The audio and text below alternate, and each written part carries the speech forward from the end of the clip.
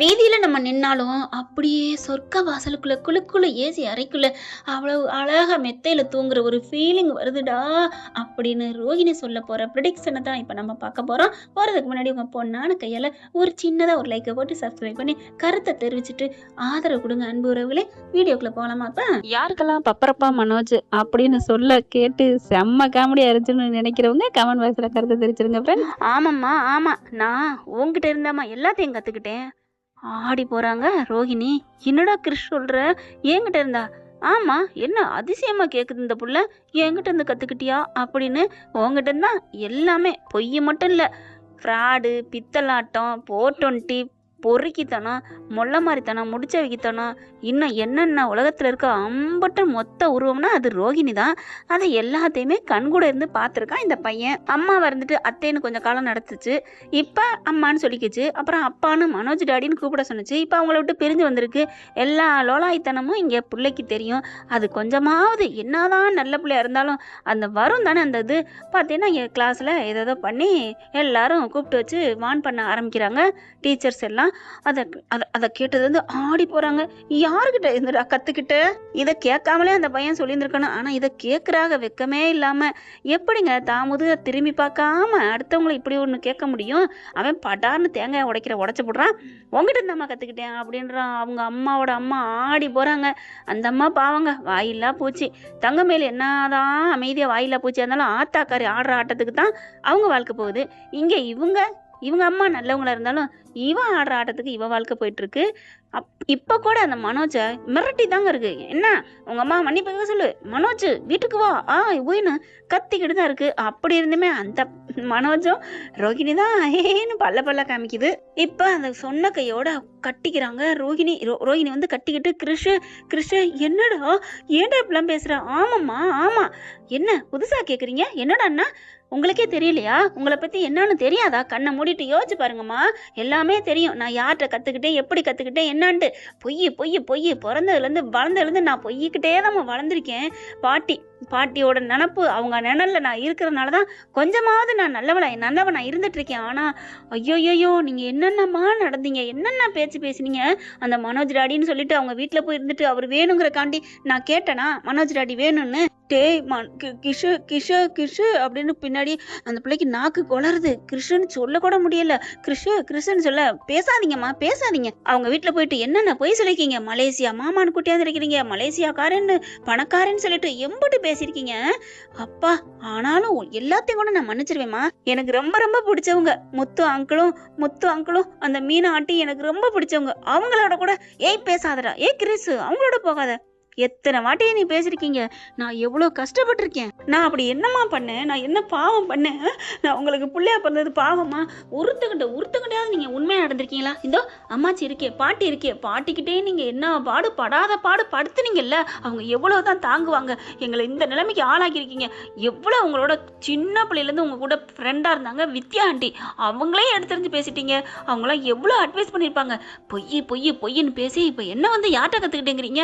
ஏமா இப்படி பண்ணிக்கிட்டீங்க? எனக்கு இங்கே இருக்கவே பிடிக்கல, உங்கள் முகத்தில் முடிக்கவும் பிடிக்கல. ஏன் எதுக்கு இது? நம்ம வாழ முடியாதா? அப்படி என்னம்மா? எனக்கு டாடியெல்லாம் தேவையில்லைம்மா. நான் இப்போவும் சொல்கிறேன், உங்களை பொய்க்காரின்னு நான் திட்டினாலும் எனக்காத்தான் நீங்கள் இப்போ ஒரு அப்பாவை தேடினீங்கன்னு எனக்கு நல்லா தெரியும். ஆமாண்டா கிருஷ், ஆமாண்டா, உனக்காத்தாண்டா. தெரியுதுமா, தெரியுது. எப்படி ஒரு பிள்ளைய ஒரு அம்மா வெறுக்க முடியாது? அது மாதிரிதான்மா பெத்த அம்மாவையும் பிள்ளைனால வெறுக்க முடியாதுமா. உன்னை எனக்கு ரொம்ப பிடிக்குமா. நீ அத்தையா இருக்கையிலே பிடிச்சிச்சு, அதை விட அம்மான்னு தெரிஞ்சதுக்கப்புறம் அப்படி பிடிச்சிச்சு. இந்த உலகத்திலே நான் யாருமே இல்லைன்னு இருந்தேன், எனக்கு அம்மா கிடைச்சிச்சுன்னு என் ஃப்ரெண்ட்ஸுக்கெல்லாம் எவ்வளோ சந்தோஷமா சொல்லியிருக்கேன். இந்த கடவுளுக்கிட்டையும் ஊர் உலகத்துக்குலாம் நான் அவ்வளோ சந்தோஷமா நினைச்சிருக்கேன்மா. நீங்க எனக்காத்த வாழீங்கன்னு எனக்கு தெரியுமா. நீங்க நல்லபடியா இருக்கணுமா. எனக்கு நீங்க மட்டும் போதுமா. எனக்கு மனோஜ் டாடிலாம் வேணாமா. நான் கடைசி வரைக்கும் எங்க அம்மா யாருன்னா ரோஹிணி, எங்க அப்பா யாருன்னா ரோஹிணி. ஏன் அந்த ரோஹிணிக்கு பேர் கூட வேணாம், கல்யாணின்னு பாட்டி வச்ச பேர்ல இருந்துருவோம்மா. நம்ம நல்லா இருப்போம்மா. உனக்கு நான் போதும் தானே? நான் வேணான்னு நினைக்கிறியா? என்னை விட உனக்கு அந்த மனோஜ் டாடி தான் முக்கியமா? சொல்லுங்கம்மா சொல்லுங்க அப்படிங்கல. கிருஷ் கிருஷு கிருஷு அப்படின்னு அப்படி கட்டிக்கிறாங்க, அழுகுறாங்க. டேய் கிருஷு, எப்படிடா இந்த மாதிரி ஒரு வார்த்தை கேட்டுட்ட? எனக்கு நீ தாண்டா முக்கியம், உன்னை தவிர இந்த உலகத்தில் உன்னை தாண்டி எதுவுமே இல்லைடா அப்படின்னு கட்டிக்கிறாங்க. என் தங்கமே, இந்த அம்மாவை நீ எவ்வளோ திட்டுனாலும் நான் திட்டினோன்னு பயந்துட்டேன்டா. என்னை நீ வெறுக்கலையா? நான் எப்படிமா வெறுப்பேன்? நீங்கள் தாம்மா எனக்கு முக்கியம். ஆனாலும் நான் என்னம்மா பண்ணுறது? நீங்கள் என்னை விட்டுட்டு அந்த மனோஜ் டாடி தான் முக்கியம் நான் அங்கேயே போக நினைக்கிறீங்க. பாட்டியை கூட நீங்கள் வெறுக்கிறீங்கம்மா. டே தயவு செஞ்சு என்னை மன்னிச்சிடுடா. எனக்கு நீ போதண்டா, நீ போதும். இனிமேல் எனக்கு அந்த மனோஜ் வேணாம், யாரும் வேணாம். நம்ம நல்லபடியாக வாழ்ந்துக்கிறோம்டா. எப்படியாவது இல்லைடா, நான் உன்னை நல்லா ஆளாக்குவேன்டா. நான் உன்னை வளர்த்து ஆளாக்குவேன். இந்த வீடு வேணாம், அந்த ஊர் வேணாம். இந்த வருஷம் படிப்பை முடிச்சுட்டு நம்ம போயிடுவோமா? இல்லைம்மா, எனக்கு இந்த ஸ்கூலு ரொம்ப பிடிச்சிருக்குமா, நான் நல்லா வருவேம்மா. நீங்கள் எனக்கு முழுக்க முழுக்க கிடைச்சா எனக்கு அது போதுமா அப்படிங்கிறாங்க. இங்கே பாருடி கல்யாணி, நான் சொல்கிறத கேளுடி. அந்த குடும்பம் உன்னை ஏற்றுக்குதோ இல்லையோ போய் பேசி பார்ப்போம். அம்மா, என்னத்தம்மா பேசி பார்க்குறது? வேணாம், நான் அப்போவே சொல்லிட்டேன். 5 லட்சம் நம்ம கொடுத்துருக்கோம் தானே, நம்ம வேணாங்கல பணத்தை வாங்கிடுவோம். அதை வச்சு ஏதாவது பண்ணுவோம், வீடை பிடிப்போம். நான் ஒரு பார்லர் ஆரம்பிக்கிறேன், சின்னதாக குட்டியாக, என்னால் முடிஞ்ச அளவுக்கு அந்த காசை வாங்கிட்டு நான் கொடுத்துட்றேம்மா டைவர்ஸு அப்படின்னு சொன்னோன்னே அப்படி கட்டிக்கிறாங்க. என் தங்க மகளே அப்படின்ட்டு எனக்கு இது போதுண்டி அப்படிங்கிறாங்க. ஏம்மா, அப்போ உன் மருமையனோட வாழணும்னு ஆசை இல்லை? ஏண்டி இப்படி பண்ணுற? அப்போ உனக்கு உன் பிள்ளையோட வாழ ஆசை இல்லையா? வாழ ஆசைப்பட்டு தானே நான் இப்போ அவனையும் வெறுத்துட்டேன், வேணான்னு சொல்லிட்டேன். அப்புறம் ஏண்டி மறுபடியும் இதை பேசுகிற? எனக்கு நீயும் உன் பிள்ளையும் நல்லா இருக்கணும்டி. நான் இப்போவும் நான் ஒன்றும் எனக்கு நான் வேணும்லாம் சொல்லலடி. அவங்க வீட்டில் உன்னை ஏற்றுக்கிட்டா இந்த உலகத்திலே உன்னை விட நான் தாண்டி அதிகமாக சந்தோஷப்படுவேன் அப்படிங்கிறாங்க. பாட்டி, எங்கள் அம்மா எனக்கு போதும் பாட்டி. அம்மா ப்ளீஸ்மா, அவங்கக்கிட்ட போய் நீ கெஞ்சிக்கிட்டு அடிபட்டு நிற்காதம்மா, நீ அசிங்கப்பட்டு நிற்கிறம்மா, நீ போதுமா. எவ்வளோ கேவலப்பட்ட தெரியுமா? அந்த வாழ்க்கைக்காண்டி நீ எவ்வளோ பொய் சொல்லியிருக்கிற, எல்லாரும் மனசையும் நோகடிச்சிருக்கிறம்மா. பாவம்மா மீனா ஆண்டி, முத்து அங்கெல்லாம் நீ அவங்களையும் நோகடிச்சிட்டம்மா. அவங்க ரொம்ப நல்லவங்கம்மா, நீ நல்லவளாக மாறிட்டா அவங்களாவே கூட அந்த மனோஜ் டாடிக்கும் நமக்கும் விதி இருந்தால் அவங்க சேர்த்து வைப்பாங்க. அப்படியே கட்டிக்கிறாங்க. கிறிஸ்து சொன்ன கையோட கரெக்டாக பார்த்தீங்கன்னா கார் சத்தம் வெளில கேட்குது. யாருன்னு பார்த்தா அப்படின்னு வருது. எல்லாரும் 3 பேர் வெளில வர, சிந்தாமணி வாங்க ஆண்டி அப்படிங்கல, வா வா சீக்கிரம் வா அப்படின்னு ரோஹிணி பிடிச்சி இழுக்குது. எங்கே ஆண்டி? அட வா, உங்ககிட்ட தனியாக பேசணும் அப்படிங்கல. சிந்தாமணி கையை பிடிச்சி இங்கிட்டு வான்னு கூப்பிட ரோஹிணி என்ன பண்ணுறாங்க, பெத்ததையும் பார்க்குறாங்க. ஆமாங்க, கிருஷ்ணையும் அவங்க அம்மாவையும் பார்த்துட்டு, என்ன இவங்க 2 பேருக்காக தனியாக போய் பேசுவோம்? இல்லை ஆண்டி, இனிமேல் அவங்களுக்கும் எனக்கும் எந்த ஒளிவு மறைவும் இல்லை. எது பேசுகிறாங்க இங்கே பேசுங்க. என்ன புதுசாக அதிசயமாக பேசுகிறா? இவத்தையும் தனியாக கூட்டி போவோம் எப்போவும். இப்போ என்ன புரியலையே, எப்போ பார்த்தாலும் ஆண்டி ஆண்டிம்பா, இப்போ விடுங்கன்னு சொல்கிறா. இங்கே பாரு ரோஹிணி, இது தனிப்பட்ட விஷயம். உனக்கு அவங்க இருக்கலாம், ஆனால் எனக்கு அவங்க இருக்கக்கூடாது. இங்கே பாருங்க ஆண்டி, இங்கே சொல்லுங்க. இல்லை நீங்கிட்டு வா அப்படின்னு இழுத்துட்டு போகிறாங்க. இங்கே இவங்க என்ன பண்ணுறாங்க, பாட்டியும் பேரன்னு அப்படி லைட்டாக அப்படி கிட்டக்க காதை கொடுத்து கேட்குறாங்க. என்ன ஆண்டி சொல்லுங்க அப்படிங்கிறாங்க. இங்கே பாரு ரோஹிணி, அவங்க என்னென்ன பண்ணிட்டாங்க தெரியுமா? யாரு என்ன யாருன்னு கேட்குற? அவங்கன்னு நம்ம 2 பேரும் பேசினா யாரை பேச போகிறேன்? உன் புரிச்ச விட்ட ஆளுங்க தான். சரி, என்ன பண்ணிட்டாங்க? என்ன ஆளு சரியில்லையே இவ பேசுறது, மனசுக்குள்ள நினைக்குதுங்க சிந்தாமணி. இது எப்படி ஆளு? ஒருத்தவங்க புள்ளி போட்டால் இவங்க கோலம் போடுற ஆளு. இப்போ என்ன பண்ணுது, இங்கே பாரு ரோஹிணி, என் பிள்ளைய அவ கடத்திட்டா தெரியுமா? யாரு?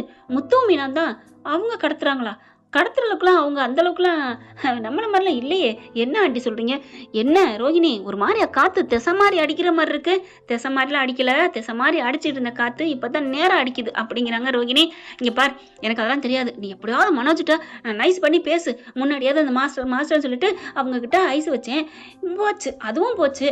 இப்போ என்னை வில்லியாக நினச்சிட்டாங்க, அந்த வீடும் போச்சு. இப்போ கடைசியாக என் பிள்ளைய பார்க்குறா, கடத்திட்டா, என் பிள்ளைய பழிவாங்க பார்க்குறாங்களே, நான் என்ன பண்ணுவேன்? இங்கே பாரு ரோஹிணி, எனக்காக உதவி பண்ணேன், நான் என்ன பண்ண முடியும்? அவங்ககிட்ட போய் மனோஜிட்ட பேசு, அவங்க அம்மாட்ட அவங்க எல்லாத்தையும் கேட்டு அந்த முத்து எங்கே வச்சிருக்கான் என் பிள்ளைய, அதை மட்டும் நீ கேட்டு சொல்லிட்டீங்கன்னா உனக்கு நான் என்ன வேணாலும் செய்வேன் அப்படிங்கல. என்ன கண் கட்ட பிறகு நீங்க சூரிய உதயம் பார்க்க சொல்றீங்க? எப்படி ஆண்டி? ஏன் எங்க கண்ணு கட்டு போச்சு? நல்லா தானே பார்த்துட்டு இருக்கேன். நல்லா தானே கண்ணு தெரியுது. ஆண்டி, நீங்க தப்பா நினைக்கிறீங்க.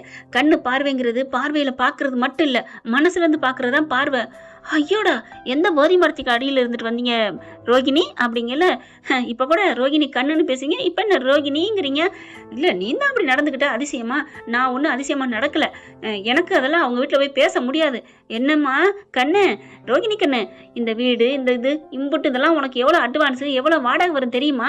இவ்வளவு ஏன் விட்டு வச்சிருக்கேன்? அந்த வீட்டுக்கு எனக்கு ஸ்பை வேலை பார்ப்பேன்னு தான். ஓ, அதுக்காக தான் பண்ணீங்களா? அப்போ எனக்கு நீங்கள் உதவி பண்ணலையா? யார் இந்த காலத்தில் உதவி பண்ணா? உன் ஃப்ரெண்ட்ஸுகளே உதவி பண்ணலை. அப்படின்னு சொன்னோன்னே பாக்குது ரோகிணி. ஆமா ஆமா, முன்னாடி சிரிக்கிறவங்களோட முன்னாடி கோவிக்கிறவங்களோட பின்னாடி முறைச்சு குத்துறாங்க பாரு, அதுதான் மோசமானவங்கன்னு சொல்லியிருக்காங்க. அவங்க என் ஃப்ரெண்ட்ஸ் எல்லாம் நான் தப்பு பண்ண காலத்தான் என் மேல கோச்சாங்க, மற்றபடி நான் நல்லா திருந்தி போயிருந்தா என்னை ஏத்துட்டு இருந்திருப்பாங்க.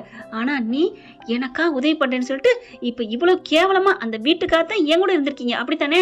இங்க பார், உன்னை நான் என் கூட வச்சது அதுக்கு தான். இப்போ நீ உதவி பண்ண முடியுமா? முடியாதா? முடியாது ஆண்டி, முடியாது அப்படிங்கிறாங்க. அப்போ வீட்டை காலி பண்ணு அப்படிங்கல. வீட்டா அப்படின்னு யோசிக்கல அவங்க அம்மா வந்துடுறாங்க. காலி பண்ணிக்கிறேன்னு சொல்லு ரோகிணி, கல்யாணி சொல்லு அப்படிங்கிறாங்க. அப்படியே பார்க்குதா, அப்படியே அம்மா என்னம்மா மறுபடியும் அவங்க கிட்ட இந்த வீட்டுக்காண்டி பண்ணித்தரேன்னு சொல்ல போறீங்களா? நீ சும்மா இருடா, நான் பேசிக்கிறேன். ஆண்டி, நான் ஒரு வாட்டி சொல்லிட்டா அது கரெக்ட் தான். ஒரு வாட்டி முடிவு பண்ணிட்டா நான் என் பேச்சை நானே கேட்க மாட்டேன். மரியாதை தயவு செஞ்சு சொல்றேன், கிளம்புங்க. நான் அந்த மாதிரி வேலையெல்லாம் பார்க்க மாட்டேன். சரிடி, நான் கிளம்பிக்கிறேன். அப்ப நீ இந்த வீட்டை விட்டு காலி பண்ணு, இது ஏன் வீடு அப்படிங்கல. யார் சொன்னா? என்னடி என் வீட்டை எழுதி வாங்கிட்டேன் என்ன? அப்படிலாம் இனிமே எனக்கு அந்த புத்தி இல்ல. உங்க வீடு தான். நான் சொன்னது காலி பண்ண மாட்டேன்னு யார் சொன்னான்னு சொன்னேன். கண்டிப்பா நான் மாத்திக்கிருவேன். இன்னும் ஒரு மாசத்துல, ஒரு மாசம்லாம் இல்ல, ஒரே நாள் தான். ஒரு நாள்ல யாரா இருந்தாலும் மாத்த முடியாது ஆண்டி. ஏய், உன்னை ஒரு நிமிஷத்துல இந்த வீட்டுல வச்சேன், அப்புறம் என்ன? எனக்கு உதவி பண்ணாட்டி ஒரு நிமிஷம் கூட இருக்கக்கூடாது, கிளம்பு அப்படிங்கிறாங்க. அப்படி 3 பேரும் பார்க்க, அம்மா என்னம்மா பாட்டி இந்த மாதிரிலாம் பண்ணாதீங்க பாட்டி. ஹே கையட்றா, நீ எனக்கு பாட்டியா, போடா அப்படின்னு தள்ளி விட, அம்மா அப்படின்னு போய் விழுக கிருஷ்ணன்னு தூக்குறாங்க, கட்டி பிடிச்சி அழுகுறாங்க. அப்படியே காலில் எல்லாம் ரத்தம் வருது. சி, நீலாம் ஒரு மனுஷ ஜென்மமா, ஒரு புள்ளைய இப்படி தள்ளி விடுற? இங்க பார், எனக்கு உயிரா உலகமா நினைக்கிறது என் புள்ள கிருஷ்ண தான். நீ அவனையே தள்ளி விட்டேல, நான் உன்னை சும்மா விட மாட்டேன் அப்படின்னு வேகமா கழுத்துல கைய வைக்க அவங்க அம்மா கைய பிடிக்குது. ஏய் வேணாண்டி, வேணாம் விடு, நமக்கு ஏற்கனவே கெட்ட நேரம், நல்ல நேரமே சரியில்லைன்னு இருக்கு, நீ விடு அப்படிங்கிறாங்க. ஏய் மரியாதை கிளம்புடி, என் மேல கை வச்சுட்டா, டே இங்க வாங்கடா அப்படின்னு அக்கா அப்படின்னு வராங்க. இவோட பாத்திர படத்துல அள்ளி வீசி எரிடா. சரிக்கா அப்படின்னு உள்ளுக்க போறாங்க. இங்க பாரு, பெரிய பொருளா நம்ம பொருள், சின்ன சின்ன ஜாமா, இவோட துணிமணி பெட்டி இதெல்லாம் தூக்கி எறிங்கடா அப்படின்னு சொன்ன கையோட அள்ளி எறிகிறாங்க. ரோஹிணி அப்படியே பார்த்துட்டு இருக்கு. அவங்க அம்மா மட்டும் ஏ அப்படி பாவீங்களா, ஏன் இப்படி பண்றீங்க அப்படிங்கல. அம்மா சும்மா இருக்குமா, எரிஞ்சிட்டு போறாங்க. ஏன்னா அவங்க ஆத்திரம் தீரணும்ல. அவங்க சொன்ன பேச்ச நம்ம கேட்கல, அதனால அப்படித்தான் செய்வாங்க. எரியட்டும், நாம பாத்துக்கலாம். நம்ம இதே நான் பழைய ஆளா இருந்திருந்தா சரின்னு சொல்லியிருப்பேன். இல்லையா என்னையும் இருக்க வச்சிருப்பாங்க. நம்ம நல்லவளா மாறிட்டோம்ல. கிருஷு பாத்தியாடா, இந்த உலகத்துக்கு நல்லவங்களா இருந்தா பிடிக்காது போல இருக்குடா, அதுக்கு தாண்டா அம்மா அப்படி இருந்தேன் அப்படிங்கிறாங்க. பரவாயில்லம்மா, இப்ப என்ன பண்ணிட்டாங்க இவங்க, நம்மள என்ன உலகத்தை விட்டு அனுப்பிட்டாங்க? ஜஸ்ட் அவங்க வீட்டை விட்டு அனுப்புறாங்க. நமக்குன்னு வீடு இருக்கு, நமக்கு இருக்குமா. ஒரு பாட்டு நான் நேத்தாம பார்த்தேன் பாட்டி டிவியில, தெய்வம் தந்த வீடு வீதி இருக்குன்னு. வீதி இருக்கு, நமக்கு கோயில் இருக்கு, தெய்வத்தோட சன்னதி இருக்கு, அங்க போவோம். அதுக்கப்புறம் வீடு கிடைச்சா நம்ம போய்க்குவோம்மா அப்படின்னு சொல்லிட்டு அம்மாவை கட்டி பிடிச்சிக்கிட்டு அழுகுறான் கிருஷு. என் தங்கமே, இவ்வளவு நீ போல்டா பேசுறியடா, எனக்கு இது போதுண்டா, நானே கொஞ்சம் என்னன்னு தயங்கி பயந்துட்டேன், ஆனா எனக்கு தைரியம் கொடுத்துட்ட, ரொம்ப நன்றிடா அப்படின்ட்டு பாக்குறாங்க. செந்தாமணி, நீ இப்பெல்லாம் பண்ற, உனக்கு ஆண்டவன் தான் கூலிய கொடுப்பான், ஆனா நான் உன்னை சும்மா விட மாட்டேன் அப்படின்னு நான் முன்ன மாதிரி இருந்தா சொல்லியிருப்பேன். இப்ப நான் சொல்ல மாட்டேன், ஏன்னா நான் திருந்திட்டேன். என் புள்ள என்ன திருத்திட்டான், நீயும் திருந்தி வாழ்ற வழிய பாரு. சும்மா மீனா முத்துன்னு அவங்கள பழி வாங்குறத நினைக்காத அப்படின்னு சொல்ல, அங்க பாடுறா ஏதோ வேதம் ஓதுன்னு சொல்லுவாங்க, அந்த மாதிரி நீ சொல்றியா? யார் ஓதுனா என்ன, வேதம் வேதம் தான், அதுக்கு உண்டான புனிதம் இருக்கத்தான் செய்யும். நீ நல்லவளை திருந்த பாரு, இல்லைன்னா உனக்கு அழிவுதான். சி அப்படின்னு சொல்லிட்டு அங்க தூக்கி எரிஞ்சாங்க. பாத்தீங்களா, எல்லாத்தையும் எடுக்கிறாங்க. அதுக்குள்ள பாத்தீங்கன்னா சிந்தாமணி அப்படியே ரோகிணியை பிடிச்சி தள்ளுதுங்க. ஏய் கையை விட்றி அப்படின்னு சொல்லிட்டு, வாமா கிளம்புவோம், வாடா கிருஷு அப்படின்னு சொல்லிட்டு கிளம்ப. அம்மா என்ன மன்னிச்சிருமா அப்படியே கழுத்தோட கட்டி பிடிச்சிக்கிறாரு கிருஷு. ஏன்டா? இல்லம்மா, நான் சொன்னதுனாலதானே இப்பெல்லாம் வீதிக்கு வந்துட்டோம். டேடே இப்பதானே என் மனசே ஃப்ரீயா இருக்கு, நிஜமாடா, சத்தியமா. அம்மா உன் பாட்டி சொல்லுமுடா, என் அம்மா சொல்லிக்கிட்டே இருப்பாங்க நிறைய வாட்டி, அந்த முத்து மீனா நல்லவங்க நல்லவங்க நல்லவங்களுக்கு நீ நல்லது நினை, உனக்கு நல்லா மனசு ஃப்ரீயா கொண்டு. இப்ப அப்பா அப்படியே வானத்தை பாக்குறாங்க நம்ம ரோகிணி.